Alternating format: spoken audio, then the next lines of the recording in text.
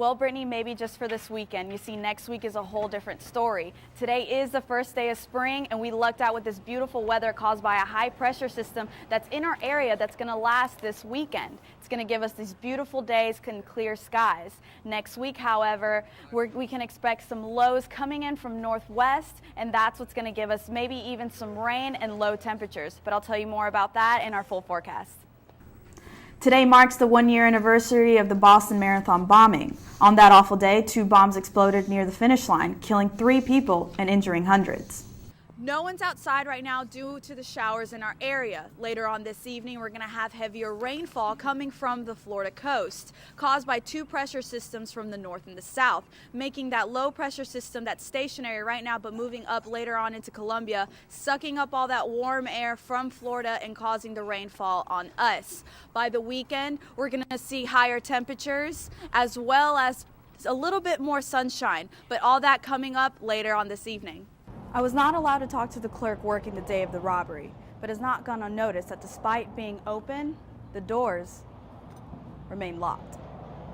The Australian Broadway cast of The Lion King decided to surprise their fellow passengers yesterday on their flight back to Sydney. Search crews are looking for a man who witnesses say jumped off the Broad River Bridge on I-20 into the river yesterday. I think I saw some guy with a bandana run next door. A witness who works at Chickadee's Diner next door, who didn't want to be named, saw what happened as the check-in-to-cash clerk was robbed. He's a small little Indian man. So I was like, well, let me go check on him. So I walked out the door and I peeked in his window and all I see is this big black person running towards the door. They left their car right out front, driver's door, passenger door, wide open, nobody in the car. So I ran back in here, locked the door, and we ran back there. I called 911. He pushed his panic button.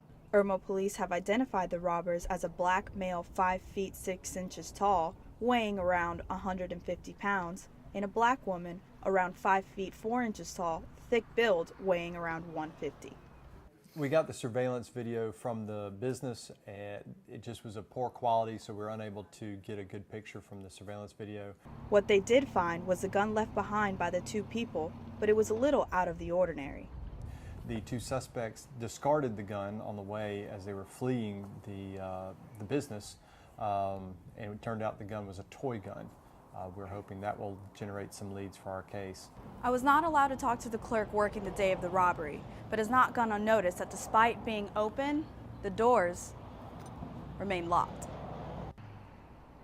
The clerk opens and closes the doors behind each customer coming in and out of the business, just as an extra precaution. I wish I would have done something.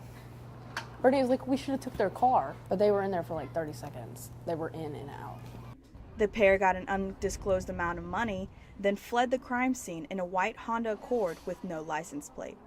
They were last seen turning north onto Broad River Road. Jackie Moreno, Carolina News.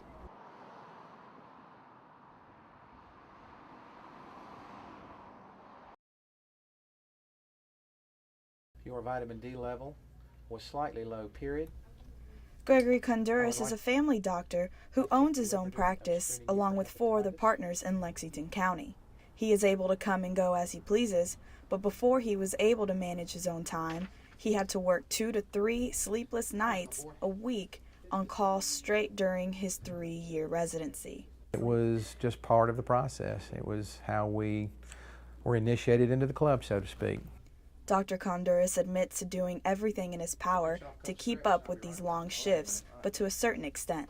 Did nicotine with cigarettes, and I did caffeine.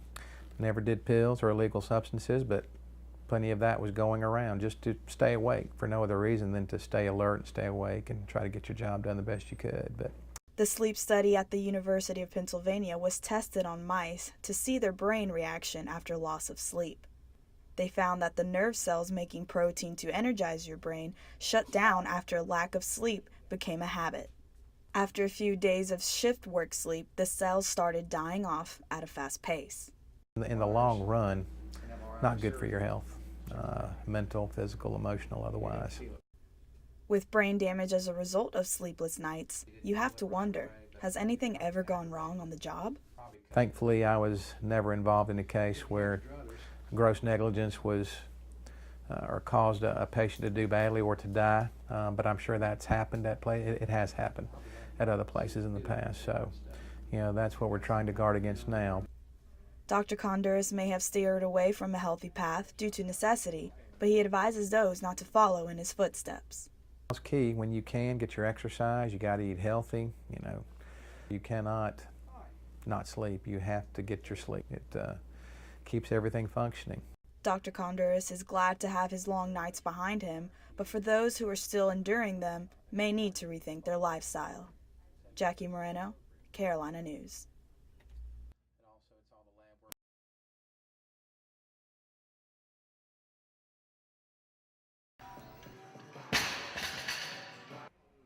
CrossFit was founded in 2000 and has been embraced around the country. It consists of 10 general physical skills like strength, power, speed, cardio, endurance, and flexibility.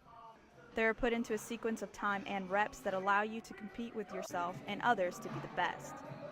Former USC baseball player Garris Gaunt says he changed his life through CrossFit and he thought he could change others as well, so he opened his own gym.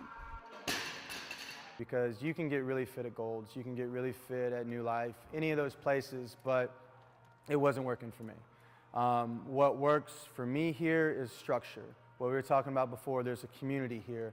There's people that when you show up, you enjoy working out with them. It's fun, I love doing it, it's competitive. It's different every day, which is really awesome. Because, you know, part of my thing in the past was I'd get bored and then I'd start showing up. I'd go from 5 days a week to 4 days a week. Then, you know, 3 weeks later, it's down to 3 days a week. Next thing I know, I'm fat. You know, it's not just about kicking butt on a workout. It's about changing people's lives. And, you know, that's going back to why did I open it up. It makes you feel good to help people, you know. The Open pushes athletes to their limits, and it's expanding those limits that Garris looks forward to the most. You know, the cool part about this is you get to see yourself evolve every year. He may be tired with nothing left in the tank, but that is the end result he's always looking forward to. Jackie Moreno, Carolina News.